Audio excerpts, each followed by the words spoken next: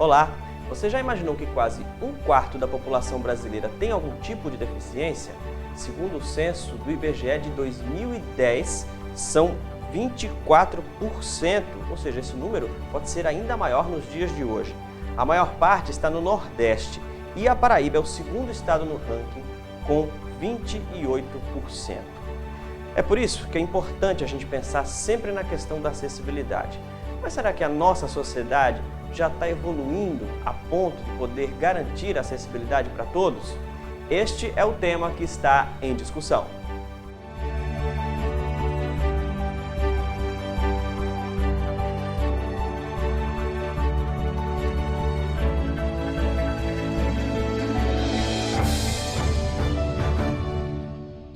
Para trazer essa discussão, a gente está com o Elosman de Oliveira, que é assessor técnico da FUNAD, o Ricardo Fernandes, que é presidente da Comissão de Defesa dos Direitos da Pessoa com Deficiência da OAB, e o Genilson Machado, que é presidente da ONG AC Social. A gente ainda vai falar sobre o trabalho dessa ONG, que é fantástico, viu?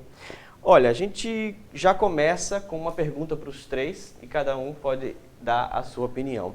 A acessibilidade ainda é difícil, é um desafio ou as coisas estão começando a melhorar?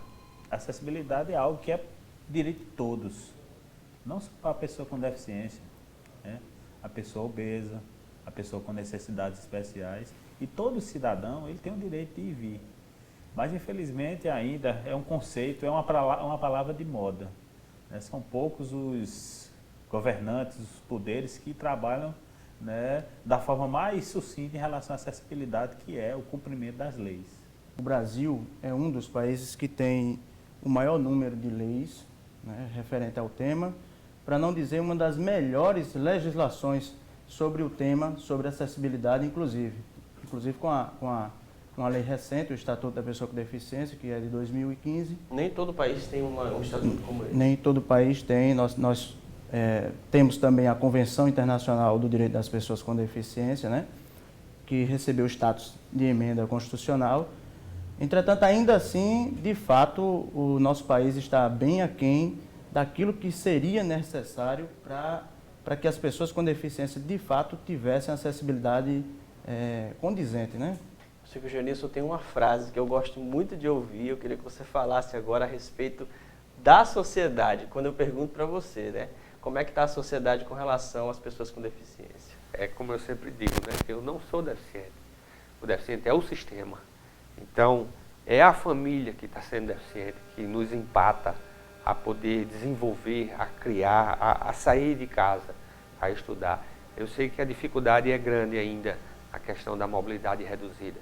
E essa questão das calçadas, dos transportes, mas se a gente se unir mais um pouquinho, eu creio que a um dia próximo, e temos uma cidade muito plana, poucas ladeiras, então dá para ser feito um trabalho bem legal e bem acessível.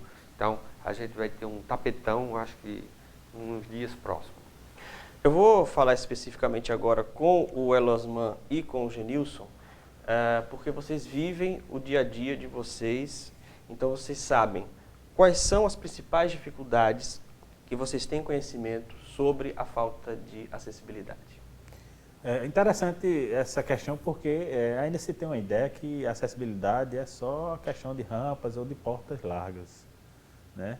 O conceito de acessibilidade, de acordo com o Decreto Federal 5296 de 2004 e as normas técnicas advindas da ABNT, ela provém de todas as condições, né? O famoso desenho universal, desde de um formato de uma cadeira, né? de uma cadeira diária, né? Perpassando pelos assentos de ônibus, pelas entradas de ônibus, que é isso que a gente vê diariamente, né? Há outros itens de tecnologias assistivas, tecnologias que vão ajudar no dia a dia da pessoa com deficiência. Mas trazendo para a nossa realidade, é de fundamental importância que o poder público começar a se questionar as ações de acessibilidade. Eu vou falar no caso específico da nossa cidade, onde o plano de mobilidade urbana, né, o plano diretor foi construído e não se foi construído o plano de mobilidade urbana. Isso falando da nossa capital. Está se referindo para pessoas com deficiência? Para todas as pessoas. A questão da mobilidade não foi discutida no plano diretor da cidade de João Pessoa, onde iam caracterizar ações específicas no transporte, a questão de todas as reformas de praças e logadores públicos, perpassando pelas escolas, perpassando pelos postos de saúde, né? Já era para ter sido discutido de uma forma mais efetiva na nossa cidade, porque diariamente a gente acompanha, né? A gente recebe informações na FUNAD, onde pessoas com deficiência, principalmente as pessoas com deficiência física, elas têm se negado o direito de ir e vir. Infelizmente, pessoas com deficiência visual, pessoas com deficiência auditiva, né? A questão perene hoje aqui na cidade de João Pessoa, a questão dos acompanhantes do transporte coletivo, são dificuldades diárias, né? A gente vê que a cidade ainda, João Pessoa, apesar de alguns avanços, ainda se falta de se discutir de uma forma mais voltada para o direito, como o colega Ricardo falou, né? O direito aí, a gente tem uma legislação, ótima legislação, mas falta se efetivar essa legislação. Falta a Câmara Municipal, a Assembleia Legislativa discutir, né, a implementação dessa tão famosa palavra como é a acessibilidade. Quando a gente fala nessas questões, como é que dá para detalhar para as pessoas que estão em casa? Essa questão do acompanhante, a questão dos deficientes visuais, quais são os problemas práticos? João Pessoa ainda, a pessoa com deficiência ela tem direito ao transporte gratuito. Mas, no caso, um acompanhante, uma mãe, uma irmã, uma pessoa que possa levar essa pessoa para um atendimento, para um processo de reabilitação, ela não tem esse direito, ele tem esse direito negado aqui ainda na capital, né? A gente vê áreas, a cidade ainda, vou citar o exemplo do Instituto dos Cegos no bairro dos Estados, que não tem ainda uma configuração, né, de sinais sonoros para os deficientes visuais, né? Os ambientes, né? Os órgãos públicos, no geral, não tem intérpretes para atender os deficientes auditivos.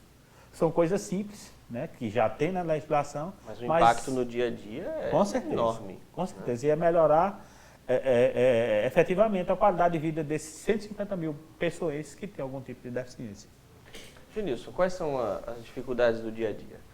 Eu até entendo isso que o Elosmar falou, mas ainda falta muito a nossa capacidade de poder saber pedir, saber falar, saber conduzir. Então a gente precisa estudar mais, o nosso grau de ensino ainda necessita que as portas dos colégios abram mais essa questão da acessibilidade, para a gente poder ter mais condições de fala. Então não adianta a gente só bater, a gente tem que saber realmente pedir. Como sempre, todos os dias a gente pede ao Papai do Céu que a gente possa dormir em paz e acordar. Então, para com isso, a gente realmente tem que brigar.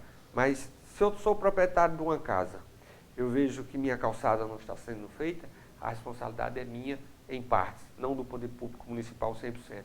Então, a gente tem que começar a brigar com todos, não só com os legislativos. A ideia é que na concepção de todo projeto se tem um habites, né, que é a liberação da prefeitura, e infelizmente até por desconhecimento de profissionais da área, né, a gente tem muita dificuldade aqui em João Pessoa. Eu entendo essa questão da habites, mas aí é o seguinte, repare, eu estou fazendo um curso de engenharia civil justamente para poder tentar quebrar isso. Então eu atribuo muita culpa dos engenheiros e dos arquitetos, porque estudaram para isso. E por que não coloca em prática? Então é muito fácil, a gente abre uma licitação, contrata uma construtora, ele faz seu trabalho que a BNT exige. E aí, a falha é de quem? É do construtor, é do engenheiro. Então a gente não pode também chegar e colocar a culpa 100% em tudo. Ricardo, em que casos as pessoas podem recorrer à justiça? As pessoas com deficiência, às vezes o caso da calçada, a calçada em frente da minha casa, eu não consigo sair de casa. Eu preciso se recorrer à justiça num caso como esse? Veja bem, como muito bem falou o colega aqui, a questão da calçada, particularmente, é uma situação onde ela a responsabilidade é do dono do imóvel, né? Mas assim, dependendo das circunstâncias e das necessidades, é possível se trabalhar em parceria junto com o poder público, junto com a prefeitura, né? Demonstrando as necessidades, enfim, para que pudesse, conforme as situações, pudessem ser superadas as realidades, certo? Agora, existem casos na justiça que as pessoas com deficiência colocam e querem e acontece? Existem casos, sim. E aí, conforme o caso, evidentemente, vai se ter perícia, vai se ter todo um desdobramento processual, e é possível, sim, que, conforme o caso, a Justiça venha a determinar que seja feito aquilo que for necessário. Pois é, você consegue imaginar como é a rotina de uma pessoa com deficiência? O repórter Simon Cavalcante foi conhecer a história do Jefferson e da Francineide. Os dois são cadeirantes e estão unidos pelo amor. Vamos ver.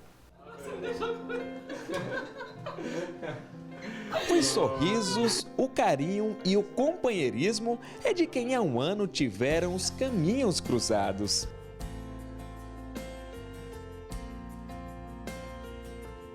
A gente se conheceu pelas redes sociais, né? Internet e tal, a gente se conheceu, deu umas paqueradas, nos encontramos e vamos fazer um ano agora, em abril. O amor que hoje os une não é o único detalhe que Jefferson e Francineide têm em comum. Os dois são deficientes físicos e dividem as dificuldades de ser cadeirantes. Uma realidade que primeiro foi encarada por Francineide há 13 anos, quando perdeu o movimento das pernas. Eu fui ultrapassar o caminhão me fechou e eu tinha acabado de tirar o cinto, porque esse negócio de você achar que está chegando em casa e está tudo bem, né? Na verdade não é assim, né? Só pode tirar o cinto se você chegou na garagem e sair do carro. Pronto, aí eu fui lançada fora do carro e eu caí sentada, explodiu uma vértebra e rompeu a medula. Aí eu fiquei paraplégica. Já para Jefferson, a deficiência veio há menos tempo, há cerca de 7 anos. Tudo por causa de um problema de saúde que nunca imaginou ter. Eu estava jogando futsal, como eu praticava de costume, com os amigos e tal. Aí senti uma dor muito forte na lombar, na coluna. Aí eu fui ao hospital. Chegando lá, fui encaminhado, como eu não morava aqui, morava no interior. Aí eu fui encaminhado para cá, para o hospital, e chegando lá, fiquei por um mês. O médico chamou outra pessoa que estava comigo, que não está no momento mais, e que falou para ela que eu não ia mais andar. E falaram que era uma tumoração, que são artérias mal formadas na medula, que romperam, né, sangrou e está impedindo que as informações passem para os membros inferiores. A notícia de que teriam a cadeira de rodas como companheira eterna foi encarada pelos dois de cabeça erguida. Já se adaptar à nova realidade não foi uma tarefa fácil. Antes de eu ficar paraplégica, eu não conseguia ver ninguém paraplégico, não vi um cadeirante na minha frente. Você não enxerga, sua visão fica fechada. É terrível. A dificuldade de locomoção das pessoas assim que são paraplégicas e moletantes, deficiente físico em geral, né? É terrível. A acessibilidade assim está muito ainda a desejar aqui.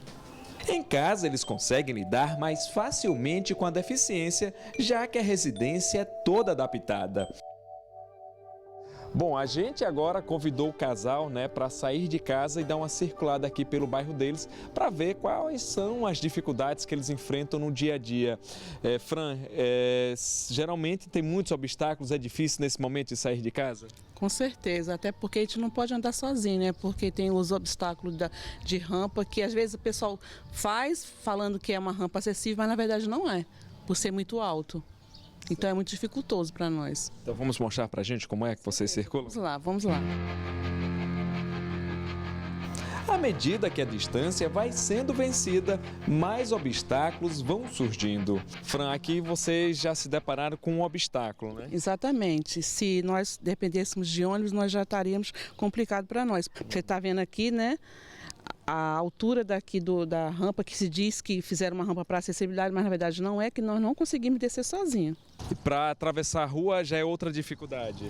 Muita dificuldade, porque aqui, além de não ser calçada, aqui nós temos uma dita rampa para nosso acesso e já do outro lado não tem. Como é que a gente vai atravessar para onde ali? Não tem como, entendeu? Porque ali é o degrau. Como é que vocês fazem então numa situação como essa? Pede ajuda a alguém, é isso? O jeito é pedir ajuda. Isso aqui é só um pouco mesmo do que vocês enfrentam no dia a dia? Isso aqui é o mínimo do mínimo, só para você ter uma ideia, é o mínimo do mínimo mesmo. E no meu caso, como eu tenho um carro, já falei que nós temos carro, para nós fica mais fácil, mas eu já andei de ônibus aqui e às vezes nós precisarmos, um ou outro está em um canto diferente, precisar usar o ônibus, Aqui, por exemplo, você para ali no ponto do ônibus, você espera horas, a boa vontade do motorista para parar, e quando ele para, às vezes ele fala que está quebrado a plataforma, ou então não tem como, as pessoas ficam reclamando, vai demorar, é muito chato isso, entendeu? Toda essa luta que a gente viu aqui é diária? É diária. Todos nós, eu acho que não só sou eu e minha esposa não, que passa por isso não, né? Mas é diária com muitos.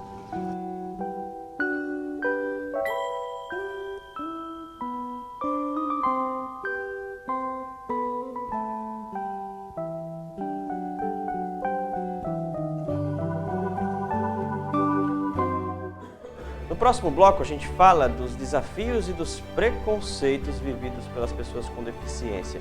A gente também foi lá no Instituto dos Cegos, também tem umas ótimas histórias de superação, uns exemplos de vida muito bacanas. E ainda hoje a gente fala de oportunidades de emprego e renda para essa população. Fique com a gente porque aqui tem discussão.